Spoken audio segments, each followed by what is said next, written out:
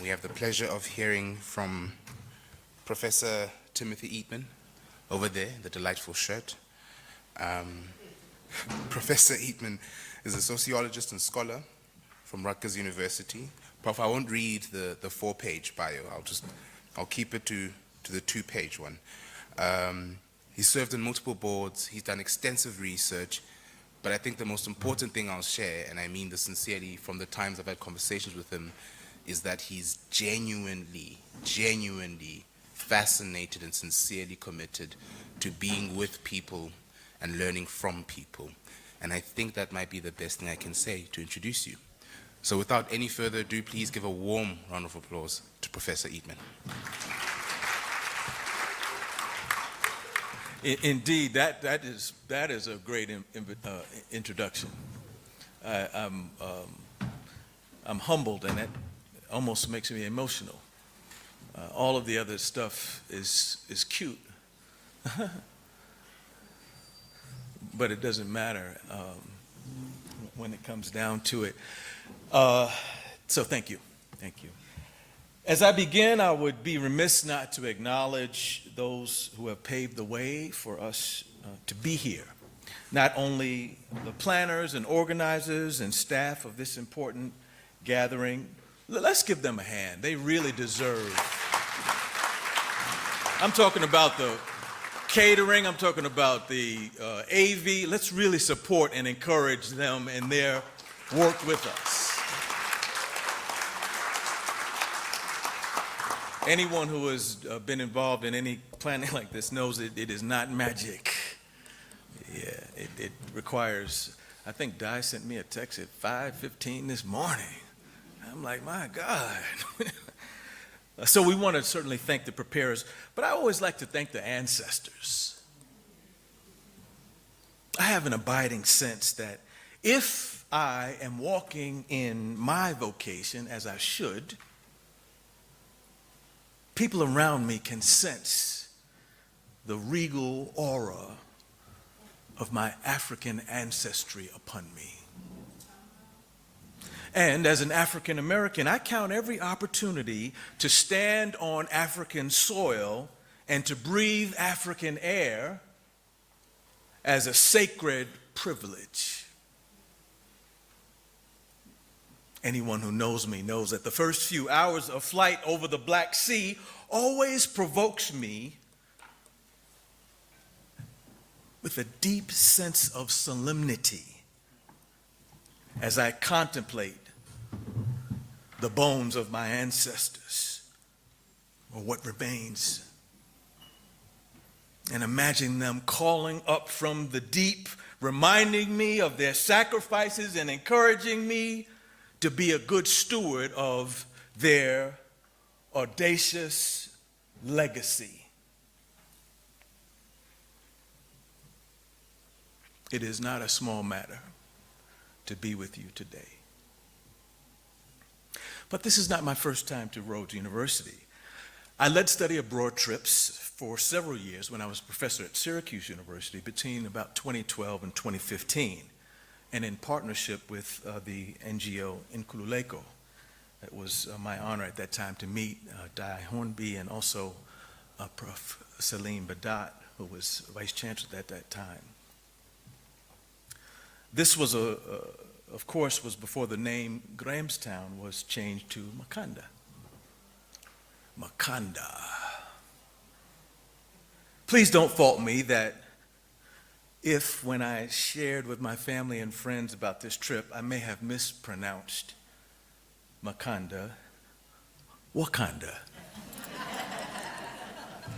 as in the kingdom of. You're giving a keynote at Wakanda? They said. Something like that, I replied. Seemed to be ashamed to pass up such a golden opportunity. But it is nice to be in Makanda.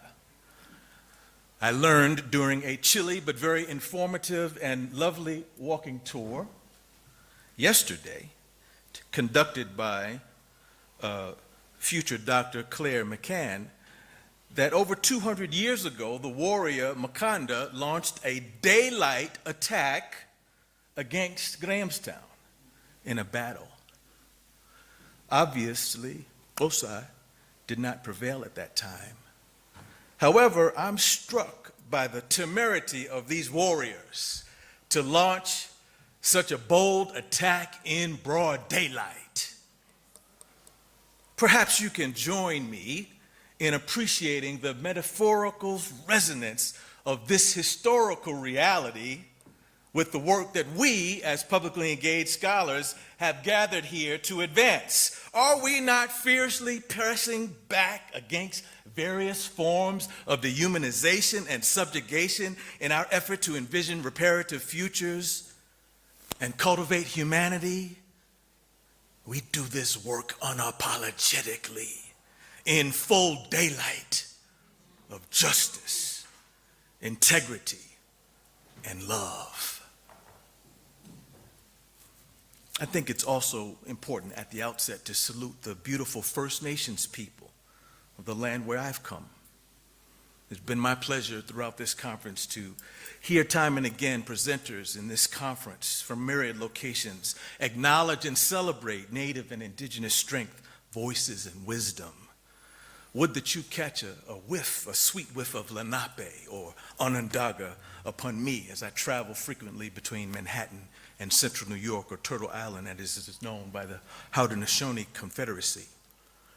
But if you do not sense their patina upon me, please be patient.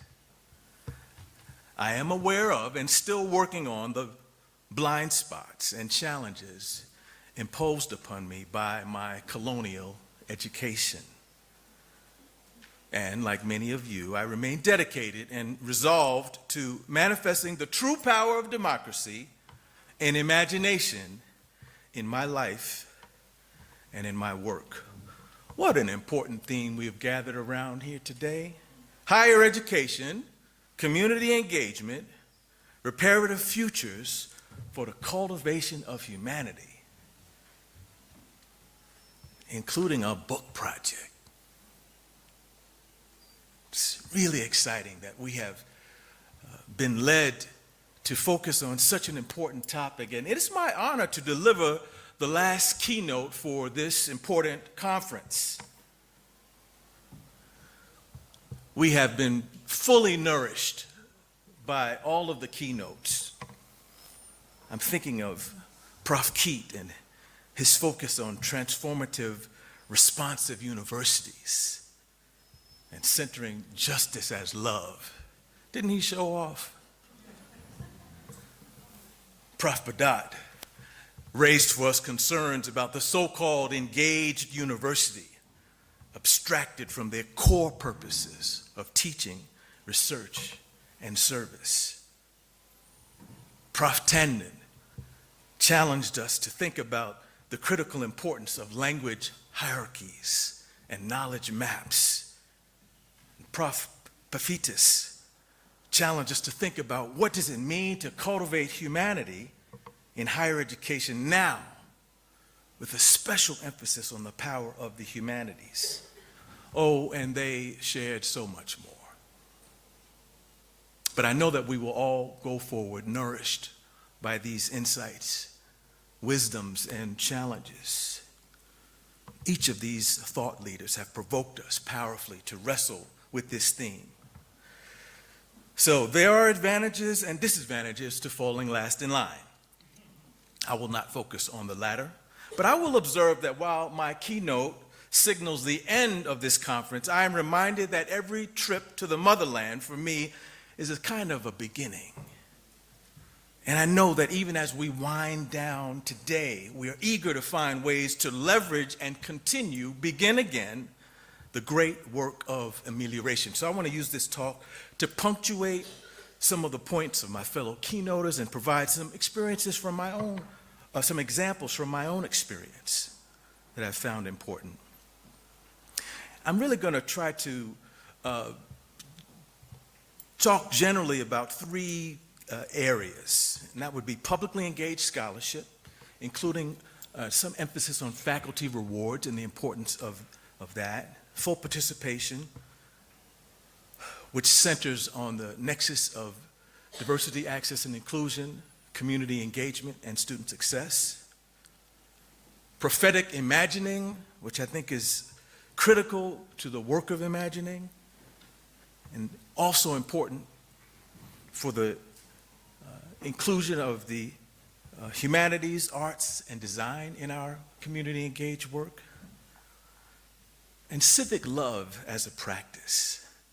So I'm going to provide some brief examples from my experience in higher education throughout, and I want to end with 5 senses of engagement that I think may be useful, that you can kind of put in your pocket and take with you. Please notice QR codes throughout my slide deck, which will lead to resources and papers for download. And these reflections are contextualized in publicly engaged scholarship as a framework for participation and prophetic imagination. Imagination is simultaneously about cycles of action and vision, which can be understood and or misunderstood as inaction. Vision can sometimes be misunderstood as inaction. But I think it is important for us to realize and rehearse the role that prophetic imagining or imagining can play or should play or must play in our work. We know that imagining is generative and exciting, but it can also carry great risk. And tenured faculty have the great privilege of driving the core of the academy, but there's also great risk of being at cross purposes with the larger vision of knowledge production, which honors community-based knowledges, as we have heard our previous keynote share. And so even as we think about the definition of publicly engaged scholarship and the particulars associated with really understanding what we're meaning and being on the same page to do our coordinated work, I want to add a caveat, which really could be a subtopic or sub-theme for my talk, and it is beware the shrinking imagination. Will you humor me? And just say that, beware. That wasn't good. How about it? Repeat after me. Beware, the shrinking imagination. The shrinking imagination. Yeah. Beware the shrinking imagination. You see, publicly engaged scholarship requires power, which manifests through being mission-focused, developing and advancing informed methods and sustaining momentum, which implicates cultural practices. But in order to really move the needle, we need to be cognizant of the unrelenting pressures, hear me well, to protect the solipsistic, homeostatic ethos of the ivory tower. Remember, the dominant metaphor for our work is the ivory tower, which literally means celebrating being removed from the community. So when you feel like you're going crazy because of the work that you're doing, there's a reason for that. Our metaphor, literally, reminds us of what Walter Brueggemann has said in his Prophetic Imagination, 1999. We can implement almost anything, but we can imagine almost nothing. Beware the shrinking imagination. We need to be intentional in translating the things we learn to resist this shrinking imagination. We know that knowledge making and scholarship are huge concepts. Isn't it silly that the dominant ethos of academe disdains the complexity and ambiguity of knowledge making by promoting a posture which situates capital K knowledge as only or primarily located in university spaces? That's kind of crazy. This way of thinking extends to the mythical notion that faculty on campus make the most of more valuable, significant contributions to knowledge making through traditional research. I'm not trying to minimize that. I got expertise as a faculty, but it's not, knowledge doesn't live at Rutgers. This kind of small thinking is evidence of what I call shrinking imagination, and it serves the same myths that fuel pervasive anxieties about what knowledge making is, who is entitled to advance it, and the status hierarchy politics that prop up a high anxiety ethos in academia. Vice Chancellor, perhaps there's not the anxiety here in academia as it is in the US, but some of you will know what I'm talking about.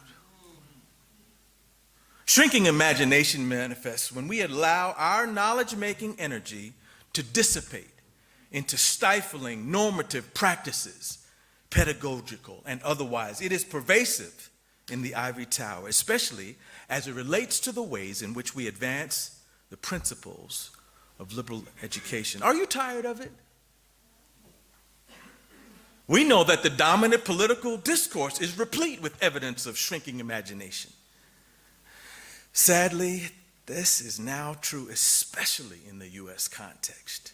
It is succumbing to the seductive idea that celebrity or wealth or authoritarianism, as we have seen in the dominant political discourse, can alleviate the deep challenges we face for social change. It is losing the courageous awareness that these institutions of higher education at which we are privileged to work can make a difference in our lives and within our communities and within our spirits.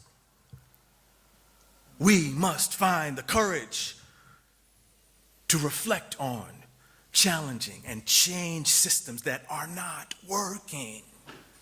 We must, as Chancellor Nancy Cantor has said, tax ourselves to not take the habitual road of sameness. It is in our compelling interest to beware the shrinking imagination as it rears its ugly head in the academy.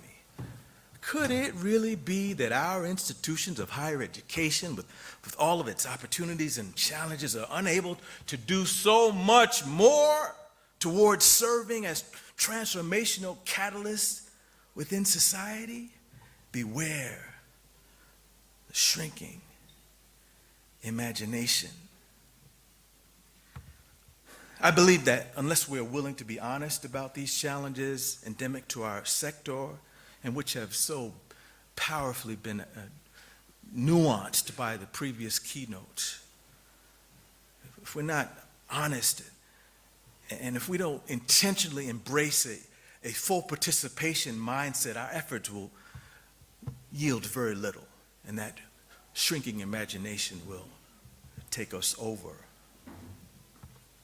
Within the publicly engaged scholarship framework is a corollary framework called full participation, which I'm going to talk about in a little bit.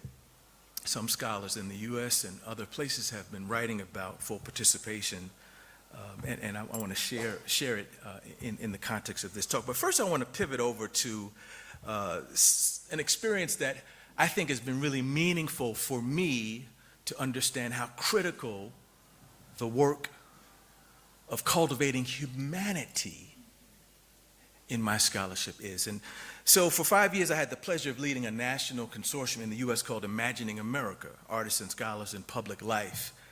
And, Imagining America is really focused on the power of the humanities, the arts, and design with respect to publicly engaged scholarship. In fact, when I had the pleasure to serve as faculty director, I came up with this little elevator pitch statement. We create spaces within the academy where hearts and spirits meet minds to generate and sustain deep, impactful knowledge making and healing. Imagining America. Oh Lord, do we need to imagine America? God help us. It was in 2000 when Executive Order 13072 was issued by William Clinton and the White House Millennium Council was established. Hillary Clinton led the White House Millennium Council. They were reflecting on the 20th century and looking forward to the 21st century. What things are important? The only higher education project that was part of the White House Millennium Council was Imagining America. It was 18 colleges and universities that came together and that said, we cannot continue to envision community engagement as, university solutions for community problems. We need cultural practices for cultural change. And the humanities have answers for us. And the arts have answers for us. And design has answers for us. So there were demonstration projects throughout the first year for most of these 18 institutions of higher education that I just pictured there. And it was my good pleasure to be at the University of Michigan doing a postdoc during that time and was recruited to serve as the first director of research for Imagining America. And the board insisted that one important intervention that this consortium could do would be to look at faculty rewards, the criteria for promotion and tenure, and to really provide opportunities for institutions to re-envision what that looks like, especially as it relates to the humanities and the arts and design. And so I had the privilege of leading this tenure team initiative on public scholarship with Julie Ellison, and this report called Scholarship in Public Knowledge Creation and Tenure Policy in the Engaged University was produced. As I mentioned before, the QR codes will lead you to the resources. But we were able to assemble a pretty impressive group of publicly engaged scholars, including folks like Earl Lewis, who is a really good friend of Prof. Badat, and worked together at the Mellon Foundation, and three-time recognition that humanists and artists and scholars in the creative arts could use for their work, as well as criteria and frameworks and conceptual maps that would help lead to the development of tenure and promotion policy.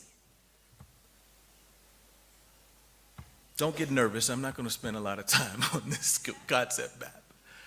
But it is one of the things that was generated as we looked at this issue of faculty rewards. What are the key elements of engaged scholarship? This idea of a continuum of knowledge and scholarship that grows out of this work, a continuum of scholarship within which academic public engagement has full standing, a continuum of artifacts, right? Continuum of professional pathways and actions for institutional change. And also thinking about the idea of, this troubling, the notion of the exclusivity and sufficiency of the frameworks around traditional research, right? The message here is that, right, research is always most important. And I'm not talking about just at a research institution. I'm talking about even at a teaching institution. Research, teaching, and is that service down at the bottom? Yeah. And we know this is never true. This has never been the case, but these are the things that have been communicated. And thinking about how we could be more sophisticated, right? Right, and flip that triangle and think about the relationship between applied and basic research, teaching, and service, and think about primary artifacts of scholarship and secondary artifacts of scholarship. You know what I'm saying. The book and the article is always going to be here, y'all. But be honest. When that book gets finished being cooked, it's almost like history. Is this on? I got several book projects I'm behind on right now. Believe me, I think it's important.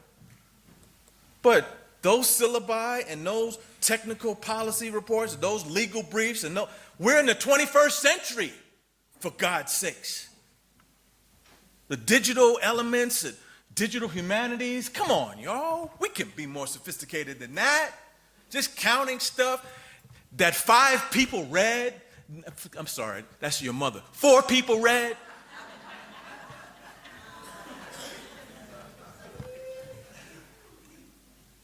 beware the shrinking imagination. We can do better than that. And it was a delight to be part of this forward-thinking consortium that came up with recommendations about what to do to move us towards the kind of engagement that the theme of this conference is celebrating. I won't go through the recommendations. And associated with the consortium is a group of graduate students called PAGE, Publicly Active Graduate Education, PAGE. And I never will forget a conversation I had with a young scholar. He says, I'm working on a dissertation in modernist literature and American philosophy and teaching classes like Love and World Literature and American Identity in the World. And I know such classes, as well as my own project, speak to us on a human level. But increasingly, I find that the university is no place for humanity.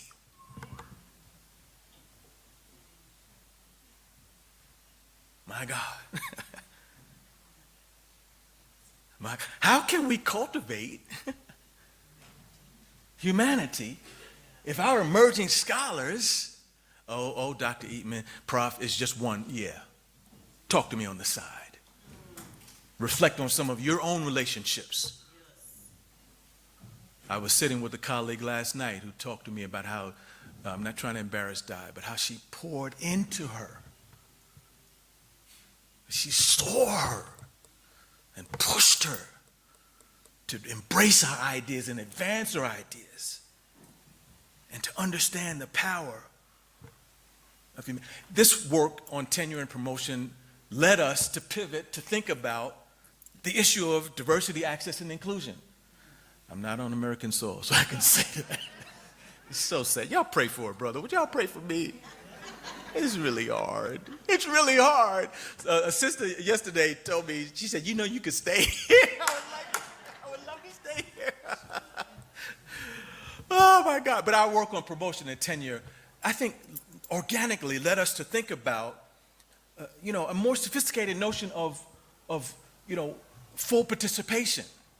What does diversity, access, and inclusion actually look like in the university context? Thinking about the relationship between diversity, access, and inclusion, and community engagement, which we're about, right? And student success, and how those tend to operate in parallel, and how we can make them more sophisticated.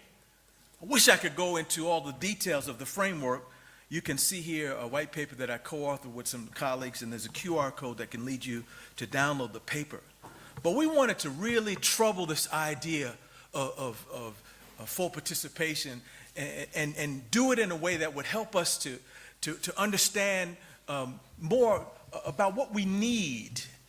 Listen, if you know anything about it from your life, and that's the kind of institution I want to be a part of. And I want to be part of shaping an institution to be like that. It's a mutual thing. Faculty rewards, promotion and tenure, full participation. These were things that were so important to help us think about what it means to revitalize the democracy. And the project continues. It certainly is not over. Delighted to have been part of that work, and that work continues. Imagining America is now going to its fourth institutional home. And the headquarters is itinerant. And so it was at Michigan, it went to Syracuse, it was at UC Davis, and now it's moving again. It's a build as you grow model. Here I'm putting up some resources that I've personally been involved with that speak to this work that we are doing around community engagement for the cultivation of democracy and humanity, much of which focuses on early career scholars. And I just think it's important to add this to your list of resources and tools. And of course, things like the Carnegie Engagement Classification are helpful in this regard. Not perfect, but helpful in this regard. And I've been delighted to be involved with the National Academies on some fairly recent work that I don't have the QR code here, shame on me. But there's a conference proceedings report from this gathering, which I helped to plan and be a part of, around building institutional capacity for engaged research at the national level, right? So I wanted to definitely share that with you.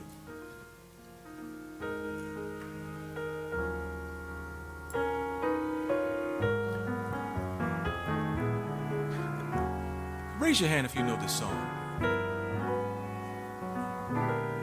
I see 2 or 3, 4. Of liberty, let our rejoicing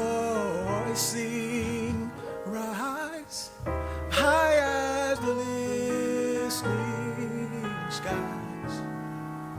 Let it resound loud as the rolling sea.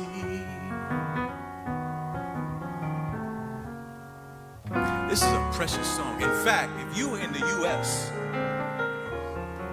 and you were with a group of African Americans, they would stand to their feet when this song plays.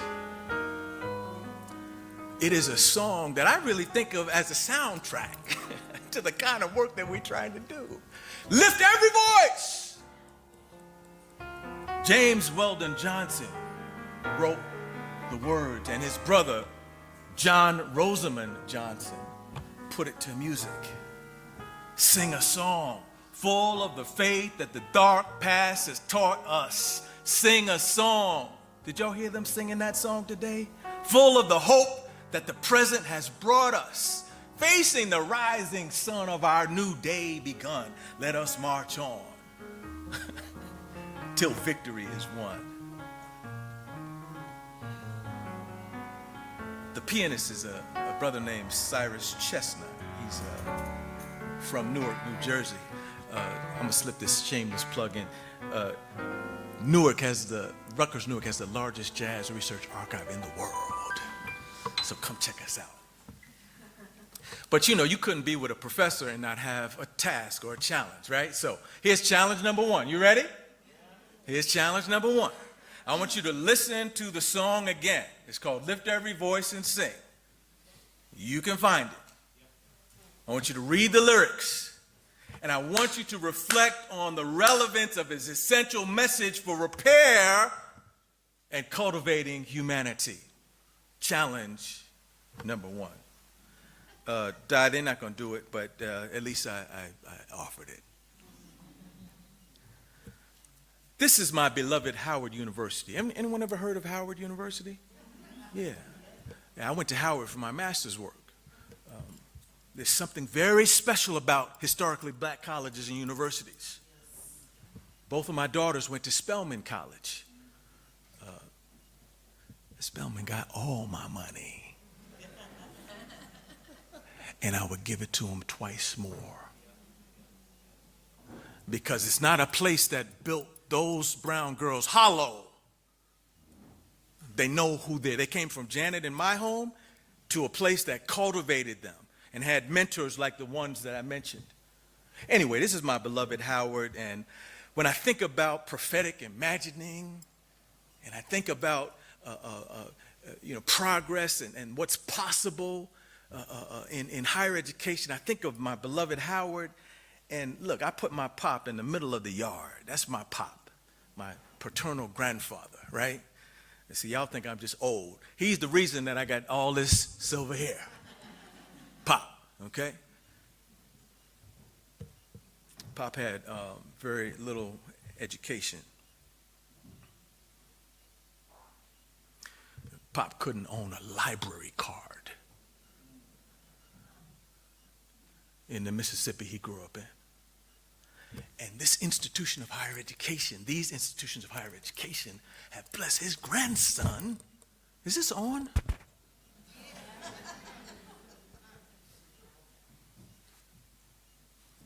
There's something special that we have, y'all. And if we keep a view to a prophetic imagination, we can achieve it. I remember climbing up in my pop's lap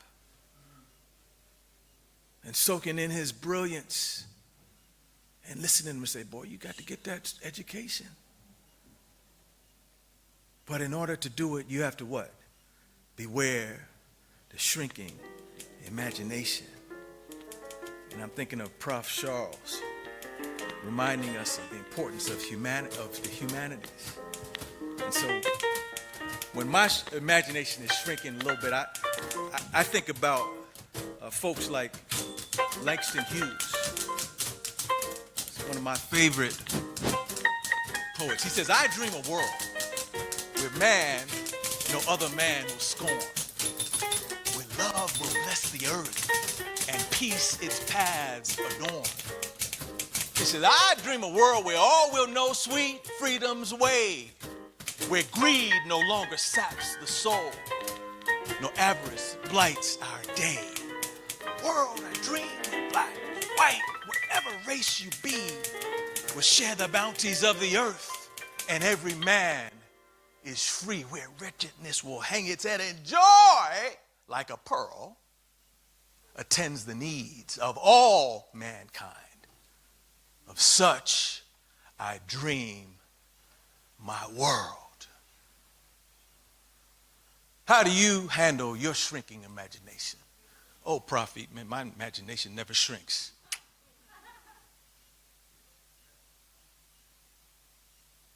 Do not forsake the humanists. Do not forsake the artists.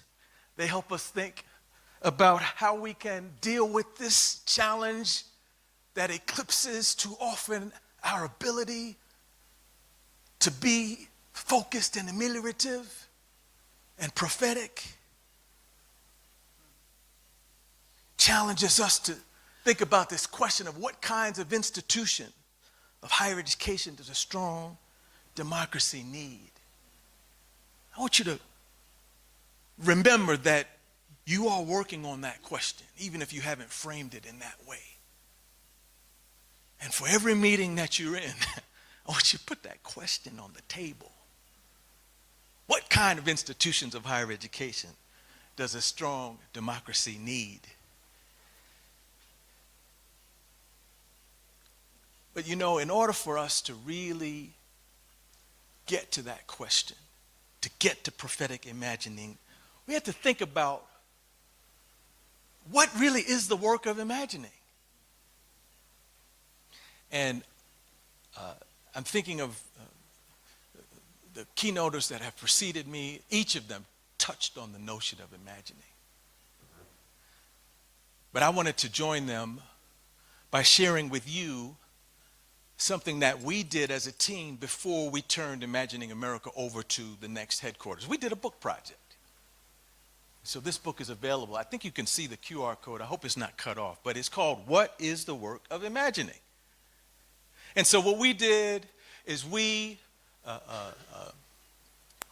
contracted with some of our community partners in New Orleans, in the arts and education cultural center. And we took all of our scholarly papers and asked them to be our poet mentors, to help us translate some of our academies, right, into image, into story, into metaphor. Yeah? What is the work of imagining? We centered it around a poem, which I won't read through right now. And the illustrator of these moves, they're not answers, they're not chapters, they're moves in the work of imagining, was our administrative assistant, Heather Ryerson, in our office.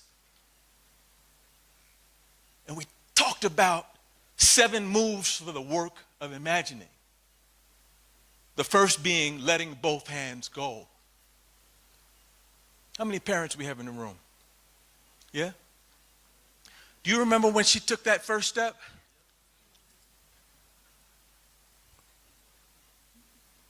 From the couch to the coffee table.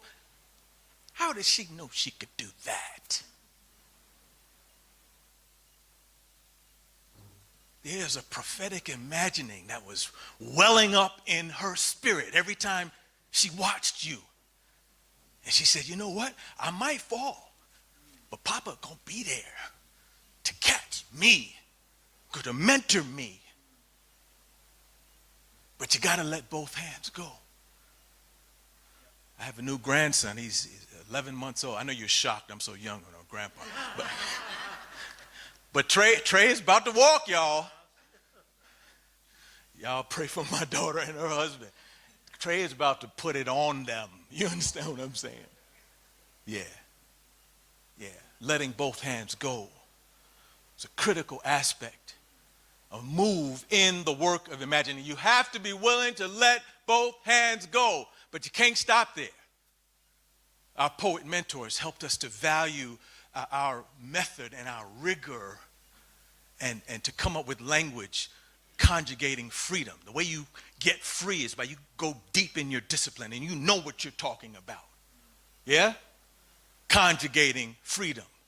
I was blown out of the water that they took all our words and said, oh yeah, that's conjugating freedom. You get that, don't you? It's conjugating freedom. But the challenge of conjugating freedom is that it's in tension with what? Letting both hands go. Because you're so solid on the freedom you're conjugating, you forget to be in that prophetic imagining space. Is this on? We've already been talking about the shrinking imagination. But also, a move in the work of imagining is turning breaking points into making points. Oh man, when I talk with some of my students, oh man, we moved 5 times this year.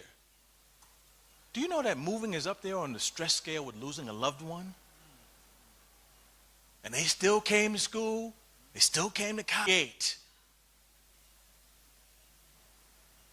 Whenever my team hears that I want to do a story circle for our meeting, they know, oh man, he want to get deep.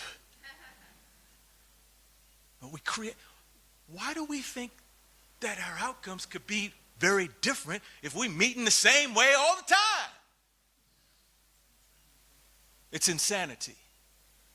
So creating space is another move, but also cultivating and sustaining those spaces. It's another move in the work of imagining.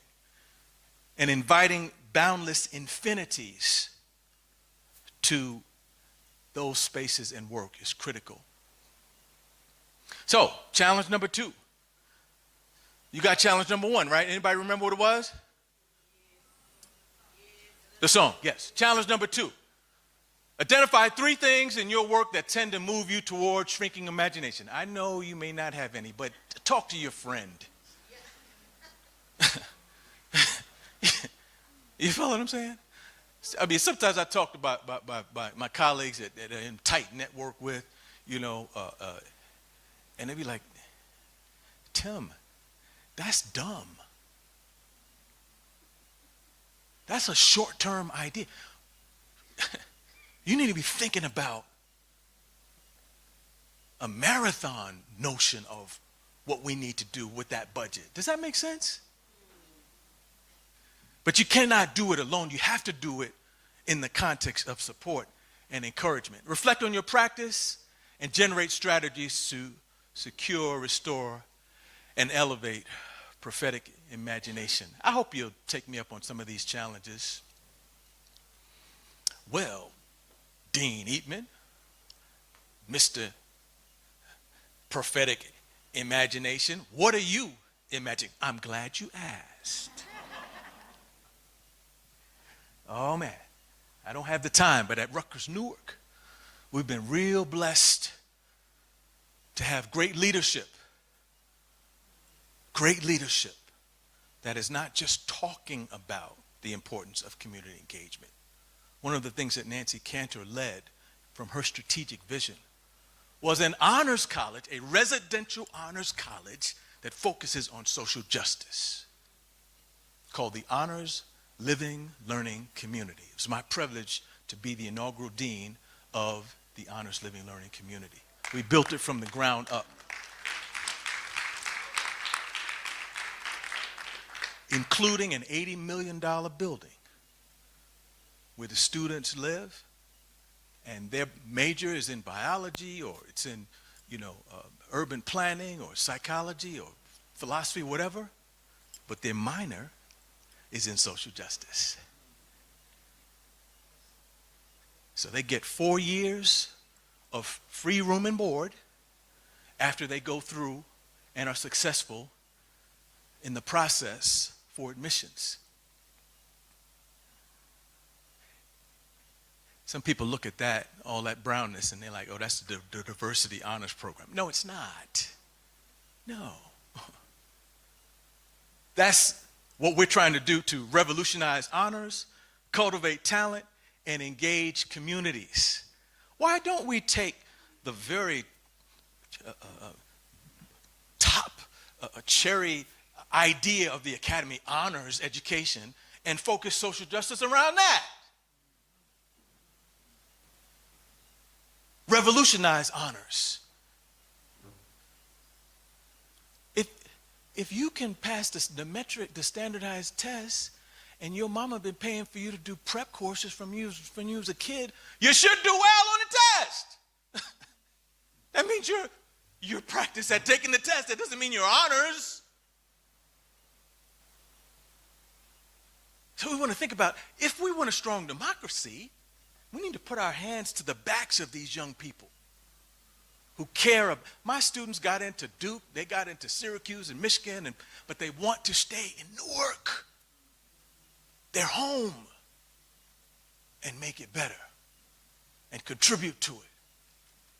So we've seen an increase of 80%, 80. What did he say? 80% of Newark residents coming to Rutgers University, Newark in the last 10 years. An increase.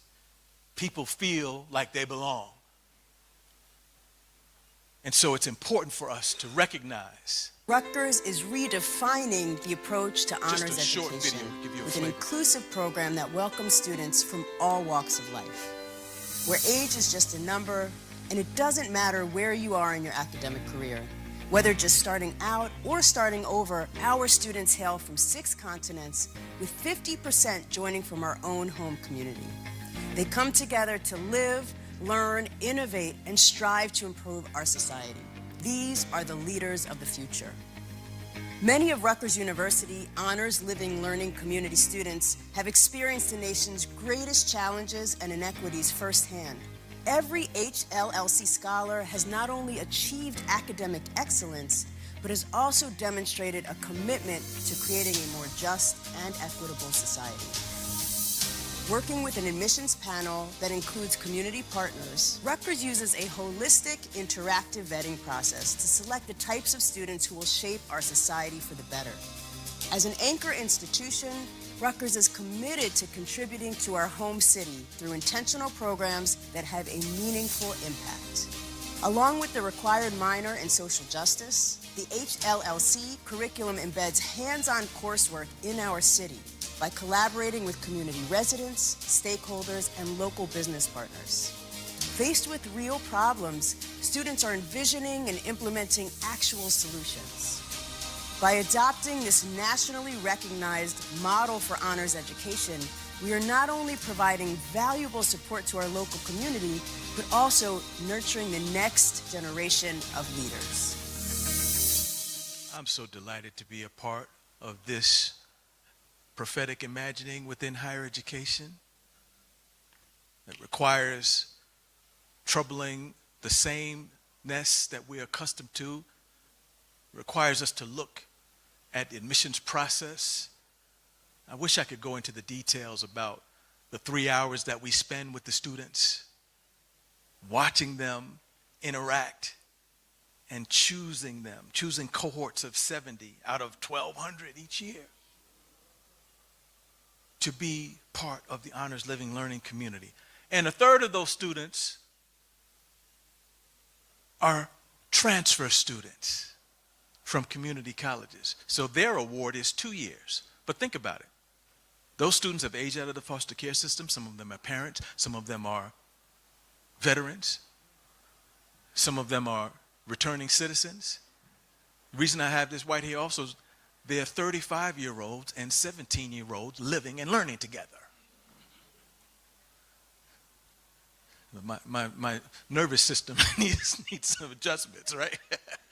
But it is powerful, and I don't have time to go into the details, but we do a large group interview and a personal interview, and we award them the Merit Scholarship in this brand new, beautiful space, and they have a responsibility to complete a minor, which is 18 credits. And we lead, our primary pedagogy is that of the humanities and the arts. Come visit us. When you walk into the building at 48 New Street, you're going to see this mural, which was an assignment from one of our courses, Local Citizenship in a Global World, which dealt with educational inequality. The woman who did this piece, again, this is a mural in our building now, right? If you know her, that's Vivian, right in the middle, drawing the balance of justice.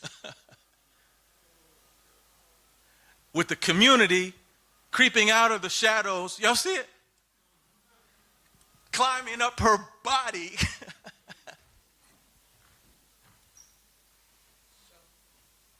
She's got a man on one side of the wall that's connected to the carceral system. You see the handcuffs. He's involved, but in an untoward way. You got a woman on the other wall. I know you can't read what's on her book, but the title is History Spelled Backwards. Why is it spelled backwards? Because a dwarfed Uncle Sam is whispering lies into the ear of Lady Justice. Do you follow what I mean? Vivian, how long did the research paper that you had to do take as all honors college students have to do research? Dean, I'm sorry, maybe 2 hours. How long did the artifact that you created take? Dean, I think it was about 8 or 10 hours. So we've been really blessed to be in a space where we've been able to do some imagining, get some attention from funders, including the Prudential Foundation that gave us a $10 million endowment in this amazing this project where we think that prophetic imagining is happening. Now, I'm winding down, I'm ending, and I know I'm pressed for time.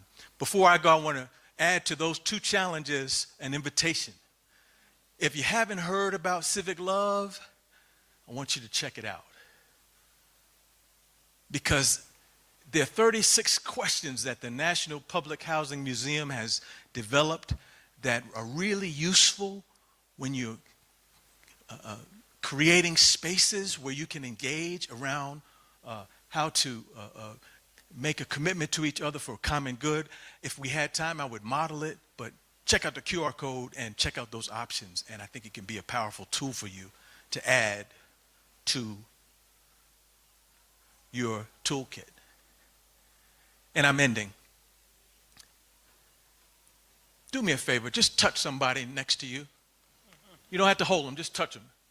Everybody get touched? Okay, yeah, good. I want to end with these 5 critical senses of engagement that I think are really important and useful for the kind of cultivation of humanity that we need. 5 critical senses of engagement. I asked you to touch each other because we embody those senses of engagement with a hand. Everybody needs to be touched, right? Although, Vice Chancellor, I was at an institution, a prestigious institution. He said, well, some people have a condition where they can't be touched. Oh, no. Beware shrinking imagination, right? Everybody needs to be touched. And hope, history, passion, empathy, and planning are 5 senses. Just like you see, smell, hear, taste, and touch. And of course, we know that there are other senses, right? There's a sense of balance, but we're just dealing with 5 right now and symbolizing them with a hand, right? A sense of hope is powerful. Why is hope powerful? Because hope lets you grab onto something. That opposable thumb is important. Yeah? Yeah, you need to grab onto something with hope. I don't know about you, but in these times, I need to grab onto hope.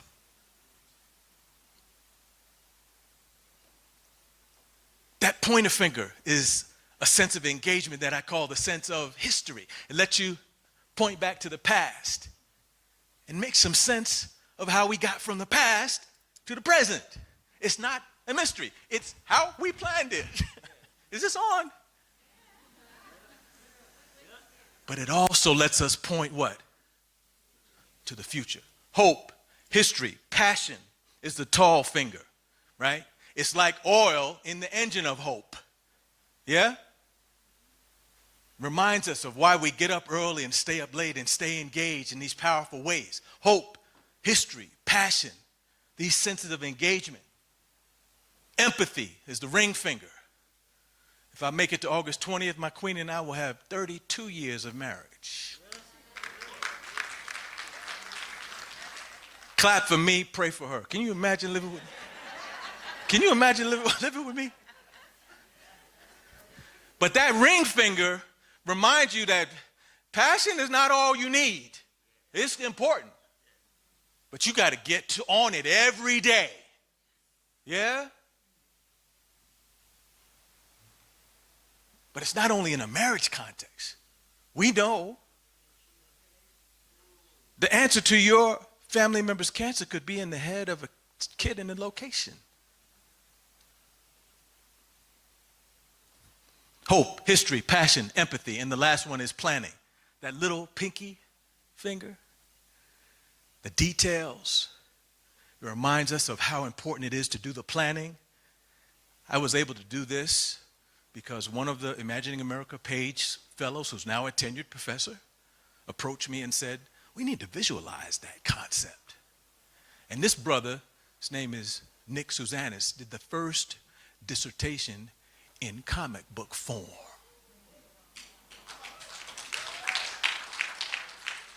I should have a QR code here. It's called Unflattening. His name is Nick Suzanis. I don't have any more time. I have a lot more to say, but I am so delighted to have had this opportunity to share with you from my heart about what it means for us to conceptualize and enact an ethic that will move us from shrinking imagination to prophetic imagination. God bless you. Thank you so much.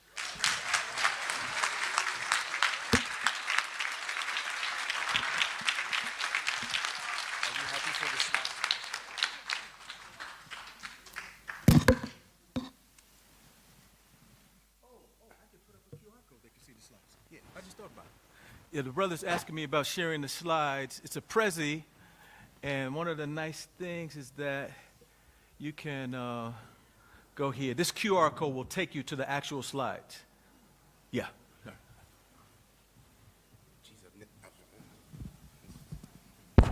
I don't think I've ever seen a room of people take out their phones that quickly. My God. Wow. I don't know what was more breathtaking. The pure humanity of your presentation, or the fact that you decided on the last day of the conference to slyly reveal that you've got buttery smooth vocals. I heard you sing. We should come back to that, Prof.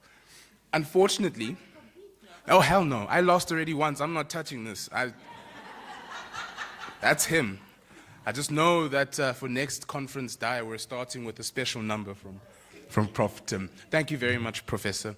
Unfortunately, we don't have the time nor the wiggle room later on today to create space for a discussion and a question and answer. So I'm going to make this request of everyone in the room. I'm going to ask us to break into the next 3 presentation sessions. We're then going to come back into the room at 1 o'clock for then the final consolidation and wrap up so that we can leave from 2 o'clock onwards. At the start of that final consolidation, I will put up then a QR code to add questions for Professor Tim. Again, if you'd like him to engage with you directly, please leave some contact details so that he can write to you, or you just can leave your question and then we'll work through Roos to get the answers to you. And then after that, I think Dai will close off the session. So we are on schedule to finish on time, but we have no time to engage with them. So I'm going to make an unplanned for request. Prof, can I ask you, since there are some people in the room who will probably leave before they get to come to the closing, would you be so kind as to share one closing reflection that can take everyone from this conference home?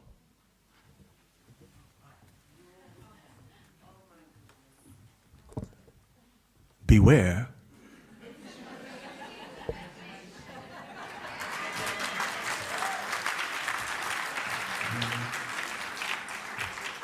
Thank you, everyone. We'll come back to plenary at 1 o'clock. See you then.